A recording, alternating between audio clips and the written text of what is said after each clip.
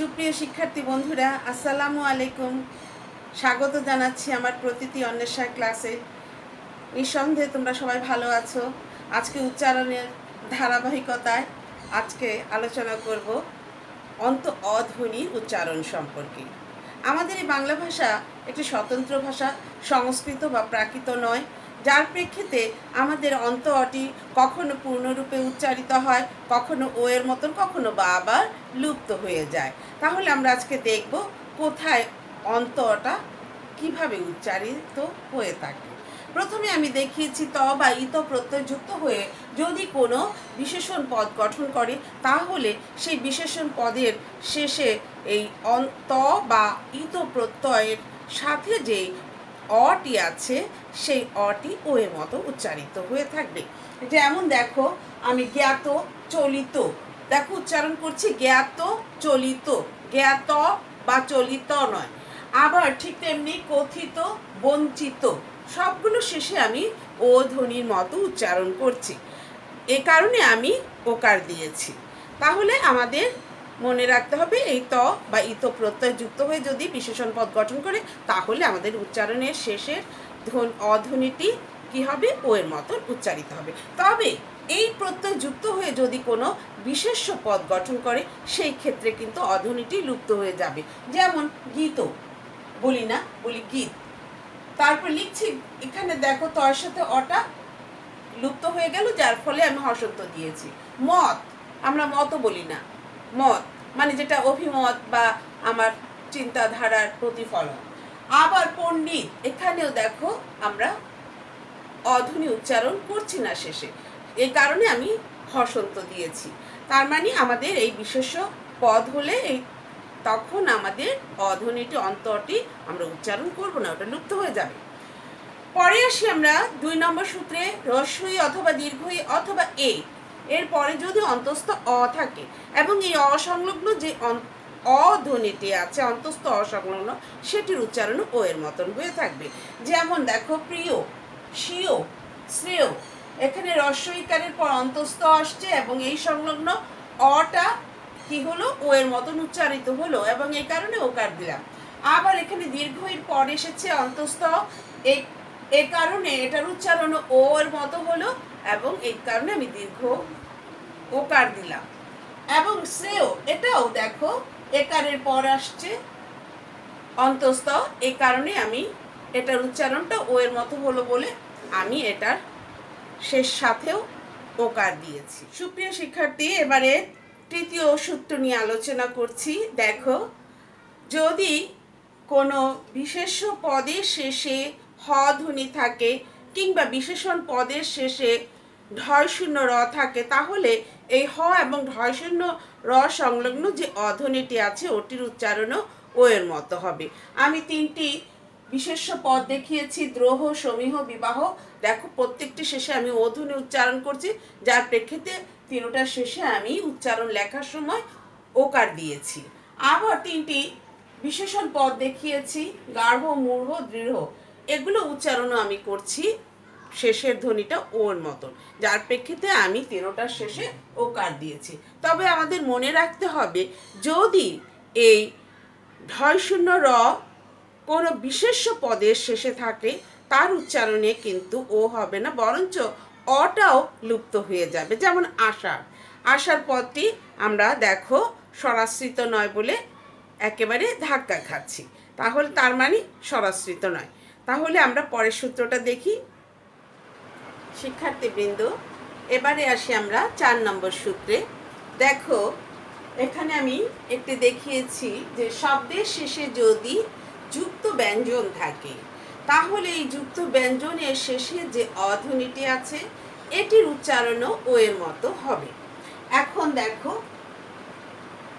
পক্ষ একটা শব্দ লিখেছি, বয়কার, কয় হসন্ত ক্ষয়, এখানে ক্ষয়ের সাথে অধ্বনিটি ও উচ্চারিত হলো।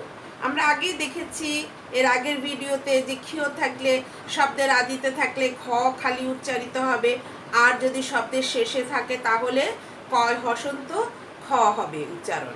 এখন দেখো, এইখানে যে অধ্বনিটি আছে এটি ও হলো। ঠিক তেমনি পক্ষ শব্দটিও পক্ষ নয়, হবে পক্ষ। লিখতে আমরা পক্ষ, কিন্তু উচ্চারণে আমাদের পক্ষ। আবার বঙ্গ শব্দটিও দেখো এখানে উয় গ আছে, এটাও আমাদের এই গয়ের সাথে অটি ও উচ্চারিত হবে বঙ্গ। অঙ্গ শব্দটিও ঠিক তেমনি ভাবে এখানে উয় গ আছে, এখানে অঙ্গ, অঙ্গ নয় অঙ্গ। ঠিক তেমনি শান্ত, এখানে নয় ত আছে, এই যুক্ত ব্যঞ্জনের সাথে অটি ওকার হবে, শান্ত নয় শান্ত। ঠিক তেমনি ভাবে দুস্থ, দুস্থ নয় দুস্থ। তাহলে আমরা দেখলাম যে যুক্ত ব্যঞ্জনের সাথে যদি অটা আমাদের অন্ত অটা ও এর মতো উচ্চারিত হবে।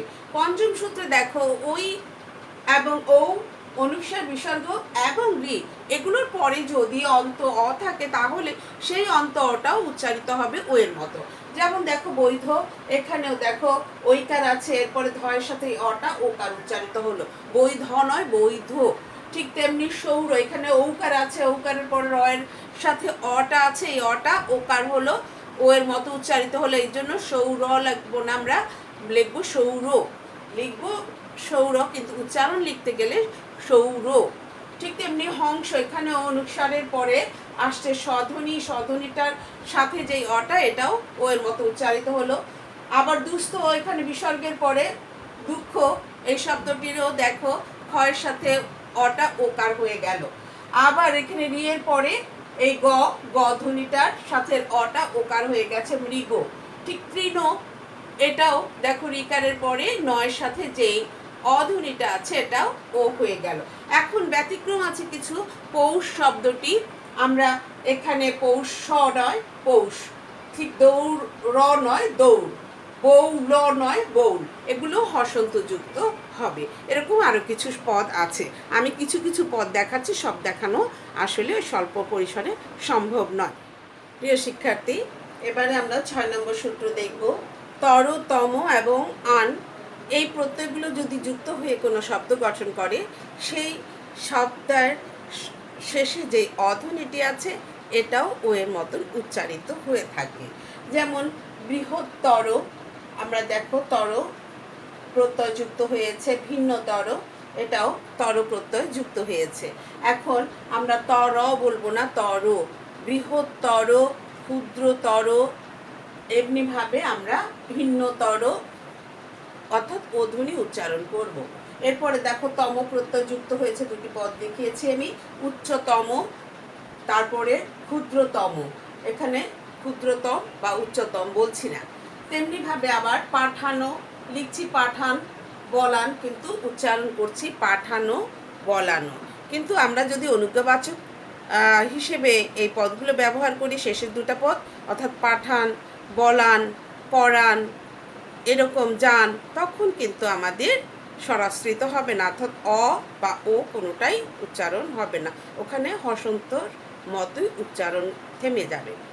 এরপরে আসি যে 7 নম্বরে, বিশেষণ রূপে আমাদের কিছু বিরুক্তি শব্দ আছে, বাংলায় ব্যবহৃত হয়। এই পদগুলো আবার আমাদের শেষে দেখা যায় যে আমরা অন্ত অটা ওর মতন উচ্চারণ করে থাকি। যেমন দেখো এখানে বর্বর বলবো না বড় বড়, ঠিক তেমনি ছল ছল বলবো না ছল ছল, কল কল বলবো না কল কল। তবে এর ব্যতিক্রমও আছে, কর্কর, ধর ধর, চরচর, তারপরে তরতর, মড়মড়, এরকম অনেক আছে যেগুলো শেষে স্বরাশ্রিত নয়। এরপরে আমরা পরের সূত্রটা দেখি। শিক্ষার্থী, এবারে আসি আমি পরের নিয়মগুলো। দেখো 8 নম্বর নিয়মে দেখিয়েছি কিছু বিশেষণ এবং বিশেষ্য পদ আছে যাদের শেষে অধ্বনিটা ও রূপে উচ্চারিত হয়, অর্থের স্পষ্টতার জন্যই এগুলো হয়ে থাকে। যেমন দেখো বিশেষ্য পদ আছে কালো, কালো এটা রঙের নাম হতে পারে, বা কাল হতে পারে, যেটা আগামীকাল, গতকাল, এরকম হতে পারে। আবার এটার বিশেষণ রূপে যখন আমরা কালো বলছি, যে চুলগুলো খুব কালো, মেঘ কালো, তখন কিন্তু আমরা কালো বলছি, উচ্চারণটা হচ্ছে কালো। যদি আমরা ওকার দিচ্ছি না, কিন্তু উচ্চারণে ওকার দিয়ে উচ্চারণ করছি, অর্থাৎ অধ্বনিটা ও এর মতো উচ্চারিত হলো। এরকমই ভাল মানে কপাল, এটাও বিশেষ্য পদ। আবার ভালো যখন বলি যেটা হচ্ছে মন্দ নয়, তখন আবার ওকার দিয়ে উচ্চারণ করছি। তো এরকম অর্থের সুবিধার জন্য আমরা উচ্চারণও তারতম্য করে থাকি, বানান এক হলেও। তবে অনেকে আমরা আজকাল এইগুলোতে বিশেষণগুলোতে আমরা ওকার দিয়ে দিচ্ছি, উচ্চারণে এবং লিখিত। তারপরে দেখো রস্বই এবং অধ্বনি। রস্বই হতে পারে, দীর্ঘ হতে পারে, এবং অধ্বনির পরিবর্তে যখন আ ধ্বনি থাকলে সেখানে সেই অন্তস্তটা কি হয়, ওটার সাথে যেই অধ্বনিটা থাকে সেটা লুপ্ত হয়ে যায়। যেমন দেখো এখানে আমি একটু প্রকৃতি প্রত্যয় দেখিয়ে দিয়েছি। এখানে জি হচ্ছে প্রকৃতি বা ধাতু, এটা রস্বীকার ছিল, এরপরে আসছে অ, দুটো মিলে হয়ে গেছে জয়। এবং তখন কিন্তু আমরা এই অন্তস্থ অয়ের সাথে যে অটা, ওটা উচ্চারণ করছি না, জয়, জয়ও বলছি না, জয়। ঠিক তেমনি ভিযোগ অ ভয়, এখানেও আমরা হস, অর্থাৎ হসন্ত হচ্ছে সমাশ্রিত নয় বলে, নিযোগ অ নয়, এখানেও সে একই অবস্থা, অর্থাৎ অন্ত অটা লুপ্ত হয়ে যায়।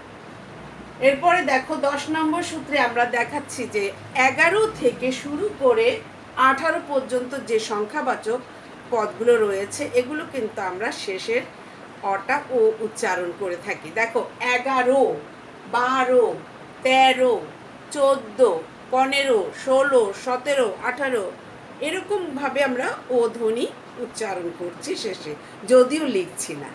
তো এইভাবে আমাদের অন্ত অয়ে অনেক নিয়মই আছে, আমাদের এগুলো মনে রাখতে হবে। শিক্ষার্থী বন্ধুরা, এবারে দেখো শেষের দুটো নিয়ম দেখি।